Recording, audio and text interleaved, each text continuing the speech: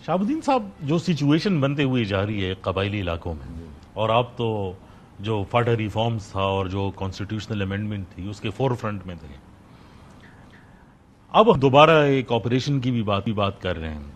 और वापस जो है फाटा रिफॉर्म्स को लैप्स करने की भी जो है वो बात हो रही है, बल्कि अब जरगे को वापस जो है इख्तियार देने की जो है वो बात हो रही है। तो ये कहाँ पर ये बात जो है वो खता हो गई कि अब हम वापस ही पे जाने की जो है वो सोच रहे हैं? बहुत शुक्रिया इफ्तिखार साहब। इफ्तिखार साहब, इस तरह है ना कि आपको पता है कि ये जो फाटा रिफॉर्म्स का जो तहरीक था ये बहुत पहले से हमने शुरू किया हुआ था। बल्कि 2007 में आप मेरी असम्बली की स्पीचेस उठाई, उस वक्त हम ये मुतालबा कर रहे थे और ये पूरे फाटा की आवाम की जो आम पब्लिक है उनका ये मुतालबा था, क्योंकि वहाँ पे जो दहशतगर्दी की लहर आई, दो पैलर्स थे, एक पॉलिटिकल एजेंट और एक मलिक साहब, वो दोनों कोलैप्स हो गए थे और वहाँ पे ना कोई सिस्टम था ना कोई वो स्टेट का कोई रेट बाकी रह गया था। तो ज़रूरी था कि यहाँ पे अभी इतनी मार्क आने के बाद एक सिस्टम होना चाहिए जो दीर में भी है, जो चारसद्दा में भी है, जो पूरे खैबर पख्तूनख्वा में है, और जो हमारा सूबा वो चल रहा था वो भी सूबे से ही चल रहा था। गवर्नर और उसके नीचे जो सेक्रेटरीट बनाया गया था वो भी एडिशनल सेक्रेटरी था, वो भी चीफ सेक्रेटरी के अंदर काम कर रहा था। तो मैं शॉर्ट करता हूँ बात को, तो उस का नतीजा ये निकला कि हमने 3 ऑप्शंस दिए हुए थे। उन 3 ऑप्शंस पे सोच और विचार के बाद एक तो ये था कि यहाँ पे कोई कौंसल बनाया जाए। कौंसल इसलिए फिजिबल नहीं था कि गिलगित बल्तिस्तान वो तो इस तरह पाकिस्तान का वो हिस्सा नहीं है जिस तरह फाटा है कि जो वो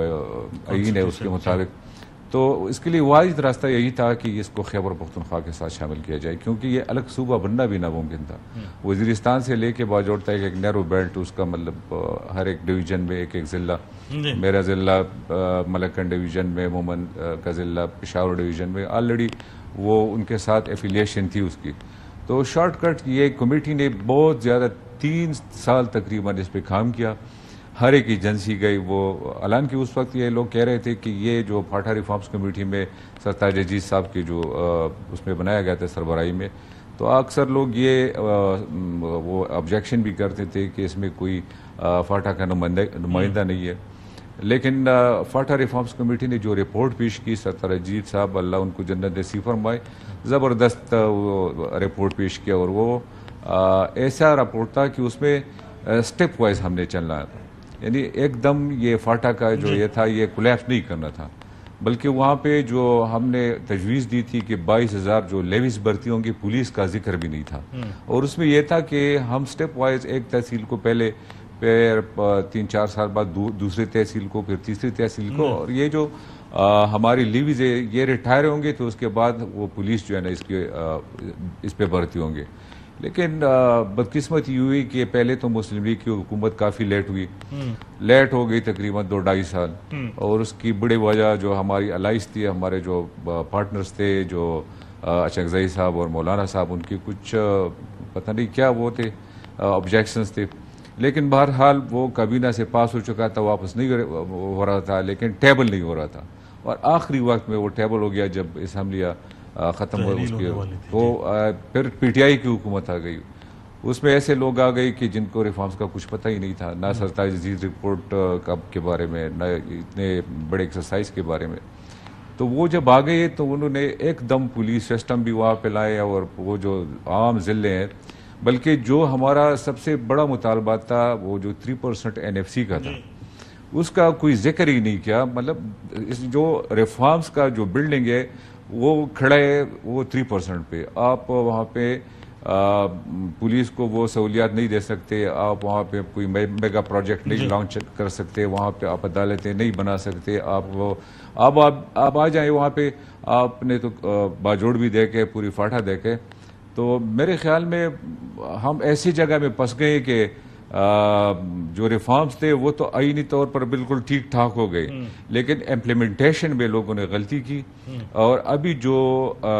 लोग कह रहे हैं कि ये नाकाम हो गए, तो वो सिस्टम जो हमने लाना था वो हम लाए ही नहीं। वो सिस्टम जो लाए ही नहीं गया तो नाकाम कैसे होगा? ठीक ठीक। अच्छा, आपने कहा कि जो निज़ाम था ही नहीं तो उसके फेलियर के बारे में जो है वो बात क्या है, और एक चार्जशीट भी आपने बताई समराइज फॉर्म में, ऑब्वियसली उसमें डिटेल्स बहुत ज़्यादा हैं। अब हम जिस नहज पे खड़े हैं और 2021 के बाद जो हुआ अफगानिस्तान के अंदर, और फिर अब जो इंडिया के साथ एक दरअंदाजी का सिलसिला हुआ, ईरान के साथ मसला हुआ, हम देखते हैं कि वापस उन इलाकों के अंदर कॉन्फ्लिक्ट जो है वो आ रहा है, और आपका इलाका उसमें एक सर फहरिस्त है। क्योंकि बाजोड़ जो है ऑब्वियसली अगर बाकी इलाकों में है तो ना उसकी आबादी इतनी ज़्यादा है, ना वहाँ पर मीडिया इस तरह है, ना वो इतना डेवलप्ड है। बाजोड़ जो है वो ऑलमोस्ट एक अर्बन एरिया है, तो वहाँ से चीज़ें छुपती नहीं है। मेरा सवाल ये है कि पहले भी हमने देखा कि बाजोड़ के अंदर से ये सिलसिला सबसे पहले जो है वो शुरू हुआ, अब दोबारा बाजोड़ की जो है धरती जो है वो दोबारा लाइमलाइट में जो है वो आई है। क्या हिकमत अमली होनी चाहिए इस हवाले से? ये लोकल प्रॉब्लम्स जो है गवर्नेंस की इशू से रिजॉल्व होगी कि नहीं, ये हमारी सोच से कोई बड़ी गेम जो है वो चल रही है? इफ्तिखार भाई ये बात ये है कि बाजोड़ जो है ना वो उसकी आबादी बहुत ज़्यादा है और उसकी एरिया कम है, और एक तो ये दूसरी एजेंसियों का जो साबिक़ा एजेंसी है उसकी उनके साथ कंपेयर करके ये टोटली डिफरेंट है। एक तो ये मलकंड एजेंसी का हिस्सा रहा है, ये यहाँ के लोग जो है ना वहाँ पे ख़वानीन नवाबीन वगैरह और मलकिज़म का जो वो है वो गुजरा है। उसके बाद जो है ना ये लोग काफ़ी चूँकि मलकंड के करीब थे और वहाँ का सब डिवीज़न था, तो दूसरों को कंपेयर करके मैं ये नहीं कह सकता कि दूसरी सिविलाइज नहीं है, लेकिन ये लोग काफ़ी नरम भी है और काफ़ी सिविलाइज भी है। तो वहाँ पे मसला ये है कि